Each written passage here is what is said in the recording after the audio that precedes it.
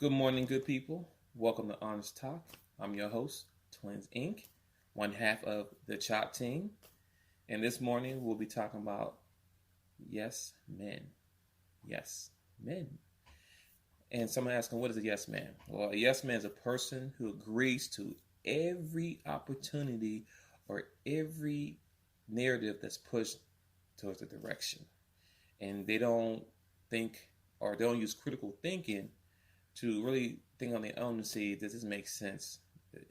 Is what they're saying is the gospel, right?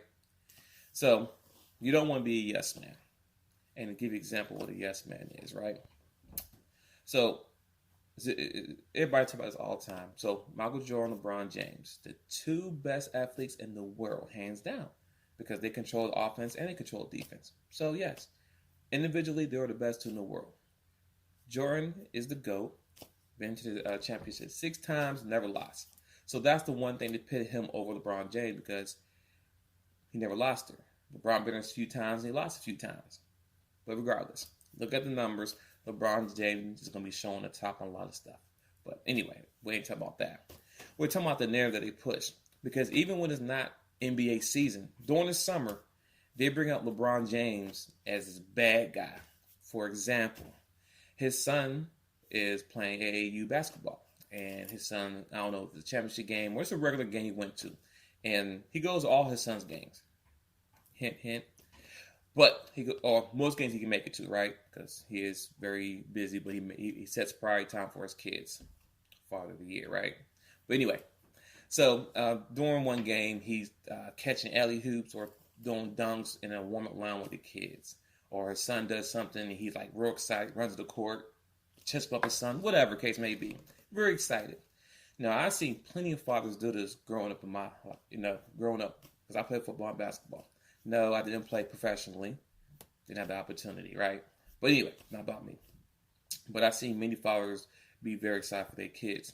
And most sons are not really embarrassed. Like, Dad, don't do that. You make me look like a punk. No, that's not the case.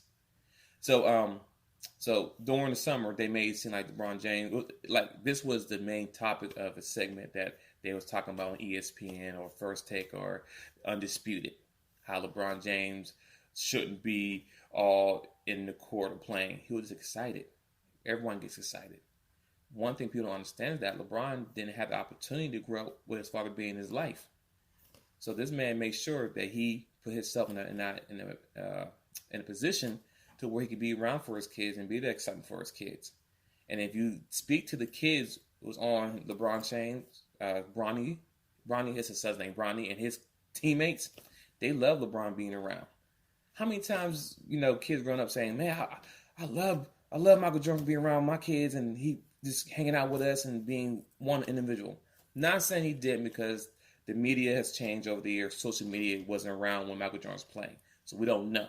But I'm just saying, if I was playing with Michael Jordan's son at that time and his dad was around, I'd be too excited. I don't care who you are. You would be excited. But the reason why I talk about the yes man scenario here, because they always talk about LeBron James' shortcomings. LeBron James may be the only person in, I'll say, NBA history that they talk about how many times he's been to the championship and didn't win. Magic Johnson been to the championship as much as LeBron James. He lost as much as LeBron James. But no one ever talks about that. Never. So, once again, I'm speaking on you being people in yes men. Because people use that scenario when they argue. Well, he been there, he never won. That's the argument, which really holds no weight. It doesn't. So, when you compare Michael Jordan and LeBron James on a personal level, from what we can see from the outside looking in, because we don't know everything, but from what the media is able to see, what they talk about, we're going to talk about this. Michael Jordan, owner of the Charlotte Bobcats. I love it. First black owner. Love it. Nothing wrong with that. And on top of that, Michael Jordan, he makes sure to hire most of his employees. He makes sure most of his employees are minorities. Some of you don't know that. You have to read and research. Because if you don't talk about that, that's not being a yes man. You go and research and learn about it. But most of his employees he hires minorities. Now, he has white, he's not racist at all, of course, but he has minority people running his business which makes sense. It's pretty cool. But also, if you didn't know, and of course you know because it's in the public news, Michael Jordan also invested in jails. I mean, I understand it's business to business, but yeah, just that don't sit well with me, right? So we look at LeBron James. What has this man done? This man opened up a school. I promise.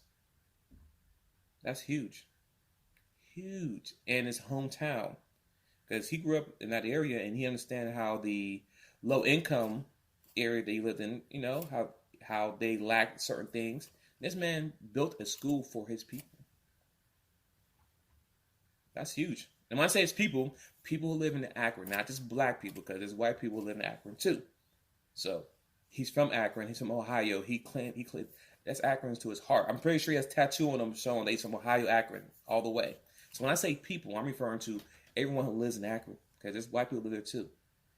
But also, you haven't heard anything about LeBron James' drama, any kids on the side, infidelity, none of these things.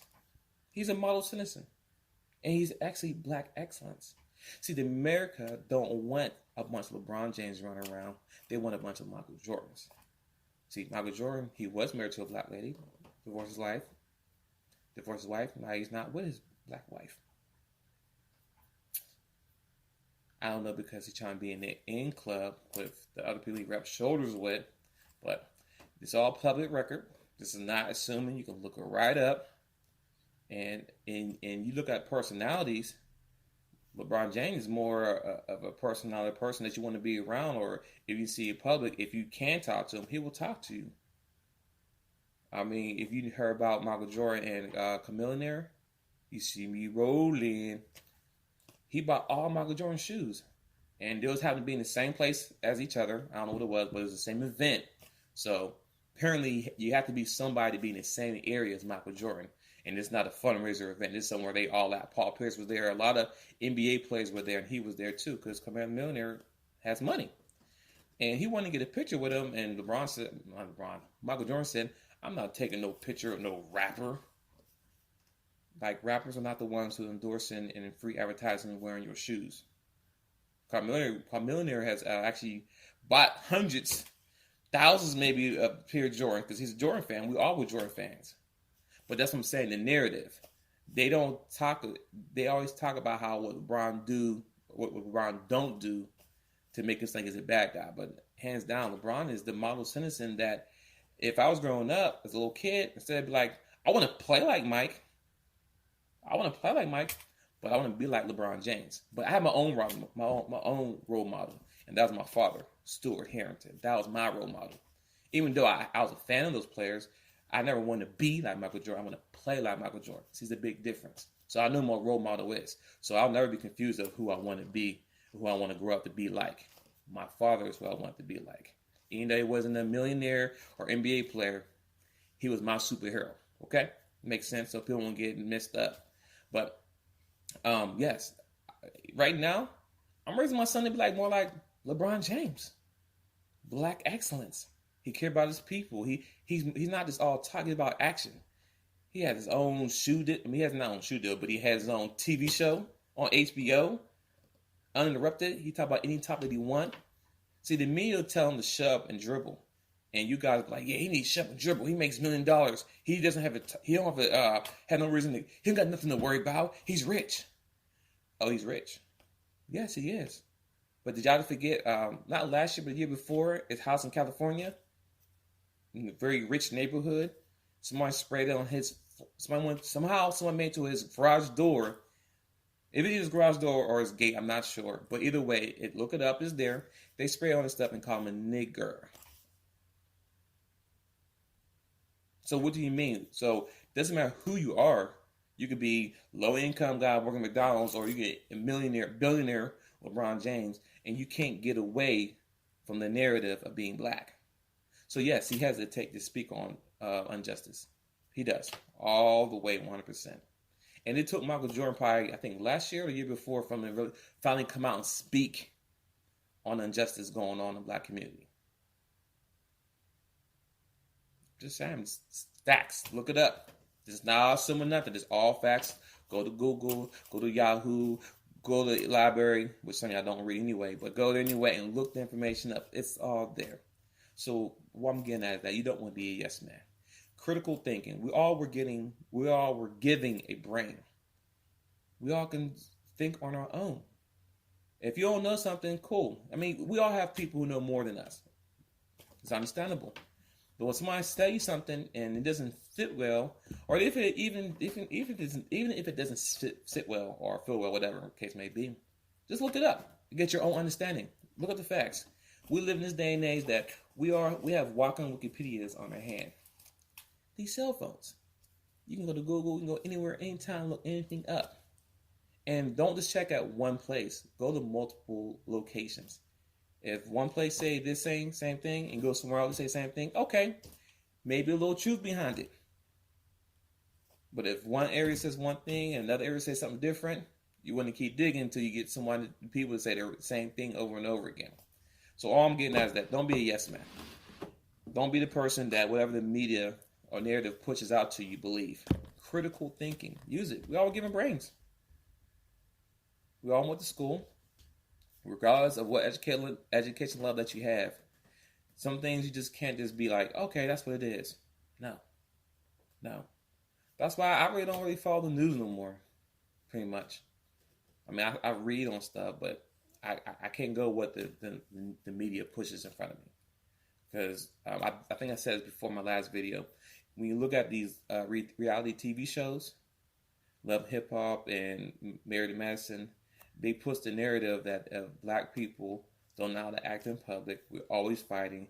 Doesn't matter how smart we are or how uneducated we are, we still act like animals. That's the narrative that they push. And if you realize what the media pushes even on TV, you don't really see, to me, good black home TV shows.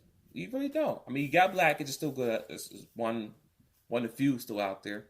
But the shows like Bill Cosby, The Cosby Show, those things are very foundation as far as what black family is supposed to be. But now you got all these other stuff being pushed down our throats, and some people just go with it. Some people I say people are just lazy. People are just too lazy to take the time to do their own research. They just go with the narrative. So that's all I want to talk about this morning, people. Critical thinking. Use your brain. Don't be a yes ma'am or a yes sir or a yes woman. Same boat.